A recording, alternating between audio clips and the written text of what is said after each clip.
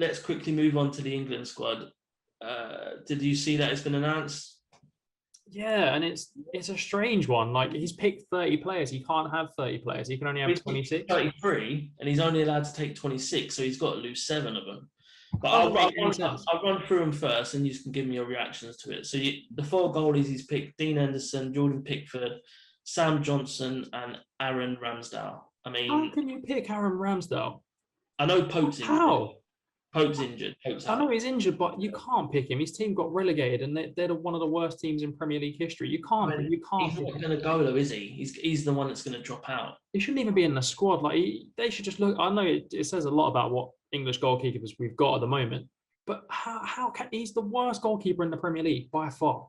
Like you can't pick him because what happens if he goes? Say for example he goes right. He's the 3rd choice goalkeeper. Pickford gets suspended and Henderson gets injured. He's in goal. And it's a quarter final and you're like, oh, brilliant. We've got Sheffield United's goalkeeper who's let in like how many goals this season? Yeah, I get that, mate. But if Pope was in the team for me, Pickford won't be going. For me, he's only got in because freaking Pope got injured. No, he's the only sweeper keeper we got. So he's going to play. I don't care about sweeper. He's not sweeping. He's meant to save. Yeah, but it's the way... As I told you, the only thing Pickford does is he picks the ball out of the net. He can't catch. He's good with his feet. Then play in defence. Play in midfield. You're a goalkeeper. Save first. That's the thing. And he comes out with a worldy save every now and then. But he makes these errors all the time. And he's like a Lingard. He's a bit I can't speak. A Billy Big Bollocks. He thinks he's the best. And he's not. I think Sam Johnson's better than Pickford. Again, consistently. Another relegated goalkeeper. Like, yeah, but he was better than Ramsdale. Anyone's better than Ramsdale. I mean, like, it's just it says a lot about the state of goalkeeping in our country, doesn't it? That 2 of the 4 are relegated. Mate, I should come out of retirement, I think. We need something. What do you think of that? Sam Johnson and Aaron Ramsdale, they've only got on. I think they've only got into the squad because both of them have made the most saves this Premier League season. And yes, you can look at the clubs they play for, so they're expected because they're going to have more shots against them. But that's probably why they've got in. But yeah, Jordan Pickford, butterfingers. Dean Henderson had a good season last year, didn't he? And this year he's not been the same player this year, has he? Has he played much? He's played for Man United a bit, yeah, but he's rash. He makes really rash decisions. That's why it's a big blow. That for me, it's a critical thing that Pope's not in the team because now we've not got that certain goalkeeper that can save us when we need it. But yeah, we move on to the defence. Trent has squeezed his way in there. I don't know how, but he has. Maguire, Mings, Trippier, Walker, Cody, Chilwell, James, Godfrey, Shaw, Stones, and Ben White. Godfrey? Mate, everyone's raving about Godfrey like he's the next coming of Mandini or something. The thing is, they've been playing too much Football Manager with his bloody 5-star potential and like not actually looked at how he plays in real life. Mate, I've not noticed anything special about him this year. I mean, Everton fans watching week in, week out, so they can tell us more. But I get why he's put Ben White in there because he's a ball-playing defender. He's just like Maguire. He's just like Stones. And I get why he's in there, but he's not going to stay. He's going to be one of the guys that he throws out. Godfrey's it's a weird one. I mean, you've got Ben Chilwell and Reece James. I mean, I personally don't think you can take James and Trent because for me, Trippier has to go. He just won the league with Atletico Madrid. You can't have Premier League bias. If you've just won your league title and you played the majority of the season in that team, you have to go to the Euros. That means you're in form. You know? Does it mean you're in form? Yeah, the club's won it, but you don't have to be. I know he has been playing well, but I don't know. I don't know if it's. I would take Reece James over both. I think his physicality is perfect for his position. You got his dead balls and his assists. He can whip in a dangerous ball. His free kicks, win well in the air. He's strong. I would take Reece James as well. But I personally would not have Trent in there. The reason why Trippier still goes is because Walker plays as centre back as well. So because you've got extra picks, you've got 26 picks. Walker will play as a right back / centre back, and then you take 2 further right backs. So it would be James and Trippier that I would take. I wouldn't take Trent just because he's done something the last couple of weeks. Doesn't mean he's done everything the rest of the season. But yeah, I mean, Maguire, I don't even think he's going to be fit. So that's going to be touch and go. I think the thing is as well that if you look at the centre backs, if he plays 4 at the back and Walker plays right back, there's no pace at centre back. Harry Maguire's my tortoise is quicker than him. Like Tomori's not even in the team. That's the problem. Tyrone Mings has got decent pace, but he's not quick. And the thing is, if you're coming up against France, their front players are rapid. Like Harry Maguire is going to look like he's running backwards if he's chasing Mbappe. He's got no chance. And I think I agree with you, but I think with Mings, he's the only player that's left-footed, and he gives us that natural balance of a left-centered centre back with a left foot. And I think that's why he's in the team. I think Southgate's going to play 3 at the back, and he's going to be the left-sided centre back, because you need a left footer in that position because he goes out to the left backs. I agree, and you've got to think about his height as well in both boxes. He's what, 6'3", 6'4". He's good in the air. He's a threat. He's useful in both boxes. So I do think he'll be starting. Yeah, I do as well. Yeah, Mings is fine. That's a perfectly good centre back. But I think if he's going to play the 4, which he doesn't normally play, then you've got to have Mings and Stones. You can't have Maguire and Mings. I don't. Based off this team, Bill, he's not playing 4 at the back. He's going 5. Yeah, he's going to play the same system we had in the World Cup. But what you have to realise in the World Cup is we had a good draw. Yeah, we were shit. We got very lucky. We should have got to the final, mate. And they showed a replay the other day of Harry Kane when he should have passed to Sterling. I must have been pissed at this point. I didn't remember that. Yeah. I was in Cape Verde at the time, so I was on holiday and I was watching it there. And there was loads of people, loads of English people there, and we were in the little hotel resort thing watching it. And then Kane didn't pass. And I was like, I swore, I was like, yeah, we've lost. And some bloke looked at me and was like, oh, you're talking nonsense. And then we lost. And I went, was I? Like, mate, do you know what I need to ask you based off of that? Who goes on holiday when the World Cup's on? I booked it because I thought England would crash out earlier. Mate, you can't do the holiday. So we booked it, and my partner was like, can we go this week? And it was like the week of the quarterfinals. I was like, yeah, England will be out by then. Yeah. And then we wasn't, and I was like, oh, great. And then literally the semi-finals we booked to go and see some turtles. So I missed like the extra time. And then I had like a really smug Norwegian man sitting next to me going, oh, England are out. And I was like, did Norway even make it to the World Cup? Like, they've not even made it to the Euros, even though they've got Haaland. The thing was, he was sitting there so smug, like England have gone out. And I was like, where are you from? He was like, Norway. I was like, oh, that says a lot then, doesn't it? Like, yeah.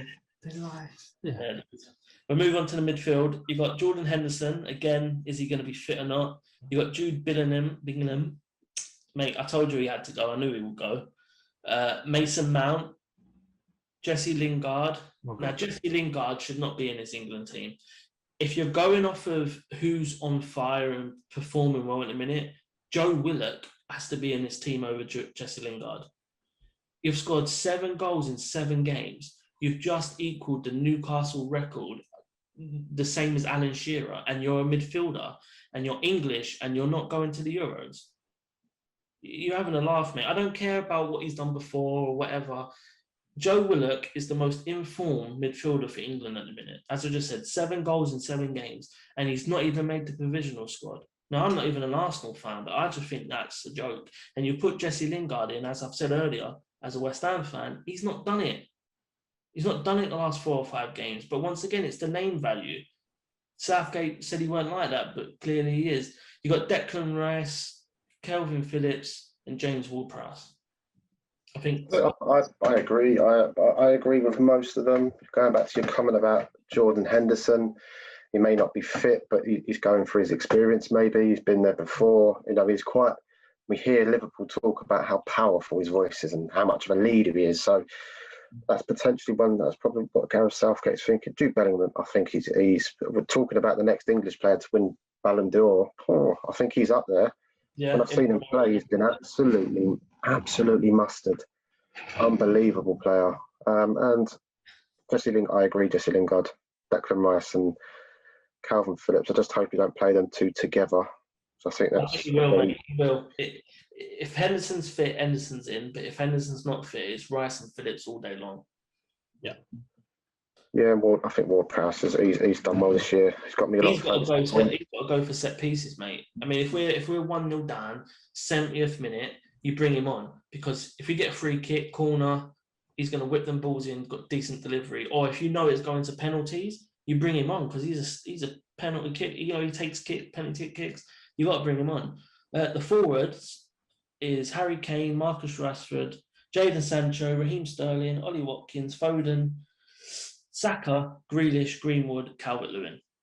Now, please, if you disagree with me, tell me. But how has Calvert-Lewin got in this team? Agreed. Yeah.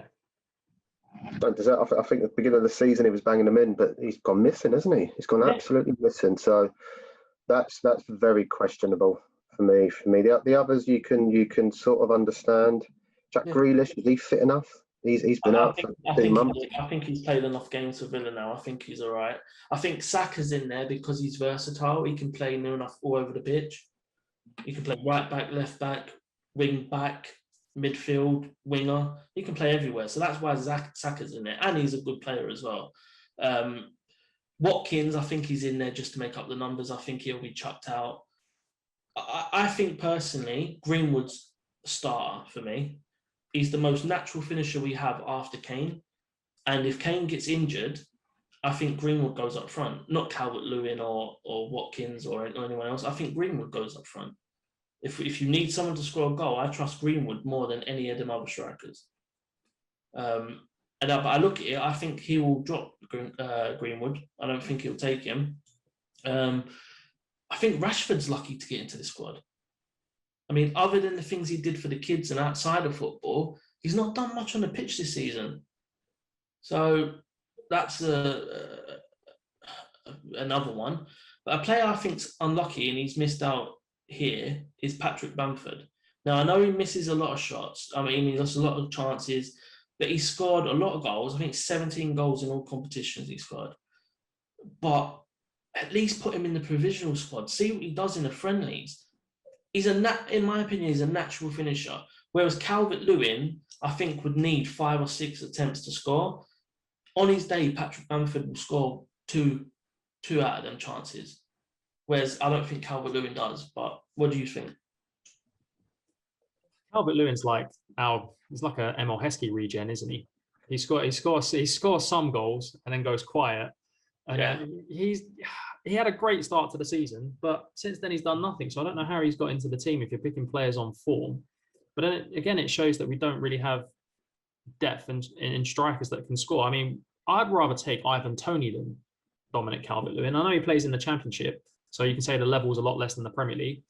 But he scores like 30-odd goals a season. So yeah, and he's got that spite. I watched the interview he did in the playoffs the other day, and he's got that spite about it. And they were saying, "Oh, you look so cool under pressure," and he was like, "I don't feel pressure." And I was like, "Do you know what? That's what England needs." Something like that. The thing is, though, Southgate will play Rashford, Sterling, and Kane as the front three. That'll be his front three. And mate, Sterling's lucky to get in this team. Honestly, on his day though, he is quality. I know he's not had the best form, but he is our best winger, in terms of ability. Maybe not in terms of form, but in terms of ability, he is the best. I think Grealish is better than Sterling. Have you been smoking those 20 fags again? I think Sterling frightens defenders because of how quick he is and how agile. I think you're right. I really think Bamford's really, really unlucky to miss out on the squad. If you're going back to Harry Kane not passing in the semi-final of the World Cup, Bamford is one of the most unselfish players you'll come across. When his mentality and his attitude when he comes in interviews, he's so calm, he's collected, sometimes you need that calming figure in the squad. And if I was Bamford, I'd be asking, what do I need to do? I've performed this year, finished Leeds at 8th or 9th. He's got goals, and what else does he need? What more does he need to do to prove himself? And that's what I'd be asking myself if I was Bamford. I think it's a joke. Some of the picks he's picked are just. It's the same thing picking players for names instead of form. If you've gone with, I get you have to pick certain players even if they're out of form. I get that he's put Maguire in even though he could be injured, and Henderson. I get that. I agree with that. But picking Rashford when he's not done it, Calvert-Lewin doesn't deserve to be in there. As I said, Pickford doesn't. But I mean, personally, everyone's going to have different opinions, aren't you? I mean, if you've got a player at your club, you're going to want him in that team. And if he's not in that team, that's why Liverpool fans can't understand that people don't want Trent. I mean, it's not Liverpool, it's England, You've got to stop being biased. Trent has not been good enough. And I would take Ward-Prowse's delivery over Trent from set pieces. The only way Trent gets in this team is if he plays in midfield, because we need defenders at right back that can defend. Wan-Bissaka should have been in this team, but he's not. You're joking. Wan-Bissaka? Wan-Bissaka is the best defensive right back we have. You're on something now, mate. Have you not seen the tackles that he makes, like last-ditch tackles? You see how many times he gives the ball away. But you say what a liability it's not about giving the ball away. It's about the defensing. Like Trent, we can take Trent. He's going to whip balls in. We could even get goals from it. But when we come up against France and we come up against Portugal, Trent's going to get caught out. Yeah? Reece James is going to get caught out.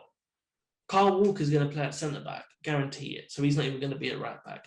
So that's why I would have took Wan-Bissaka, because he has got the pace to get him out of the dangerous situations. The other players don't have it. Reece James is quick, mate. Just remind you. He's quick. You look at the FA Cup final, he played Reece James at right centre-back. It didn't work. Vardy still was impacted in the game. Leicester still won. Reece James was probably the best player on the pitch, but I just want to point out as well, there was a handball in the build-up, just to remind you boys as well. There was. I'm not making excuses, but there was a handball. His hand was here. You can't give handball if his hand's next to his stomach. Well, we were talking about the Kane incident earlier. He said the Kane, his arm wasn't in a natural position. That were your words, Henry. His arm wasn't I'm saying to you that Kane one would not have been given because it was Kane. It should, by law, his hand, it should have still been given as a handball. The Leicester one should have been given as a handball, but it wasn't because it was a big final and they didn't want it to be, it hit his hand when his hand was literally by his stomach. Because naturally, when you block it, I'm basically telling you why the referees didn't give it. That's all I'm saying. I'm not agreeing with it. I think it should have been handball because that's what has happened all season. I mean, Declan Rice had a goal disallowed last year because it hit his hand when he was running through. So they've changed the rule, mate. But yeah, I mean, that'll be it. We'll run the podcast. I can't speak again. We will wrap the podcast up there. Thank you for coming on, Matt, and giving your perspective of Chelsea. Thanks for having me, lads. It's been enjoyable. And I'd love to come back on once we do Man City. Mate, you can come back on again wherever you're on anytime. I mean, I don't know if I do City, but it's going to be a tight game. It'll be a tight game indeed. I think, I just like it because, when Chelsea don't do well, you go quiet. When they do well, you're texting me all the time. And as soon as they start losing, it's like, you've dropped your phone down the plague. Where are you, mate? I can't. Matt, are you there? Don't worry. I'm going to be having a few beers on Saturday, so you'll definitely hear from me, mate. Don't worry about that. Especially if we win. Well, do you reckon we're going to do all right in the Euros? No, if I'm completely honest. I think you haven't got enough squad depth. I think it's brand new to you boys. I think you do all right when it's at West Ham in your back garden because the atmosphere is going to be mental. But no, I don't think you boys will. I think it's a bit too early for you. Well, all I can say is it depends on the summer window, what he does who he brings in. It's who he brings in. But yeah, well, thank you for joining us, Matt. And Bill, thank you again, mate. And we'll be back again next week at some point. And yeah. Until the next one, there's a goodbye from me and a goodbye from them both. Cheers. Goodbye. See you on the next one. Lads.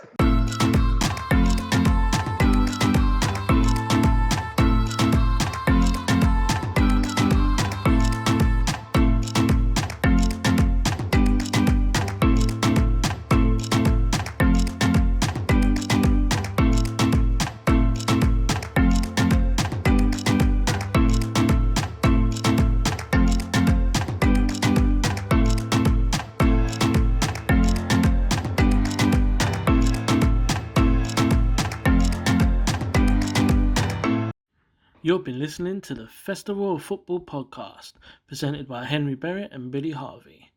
We'll see you on the next one.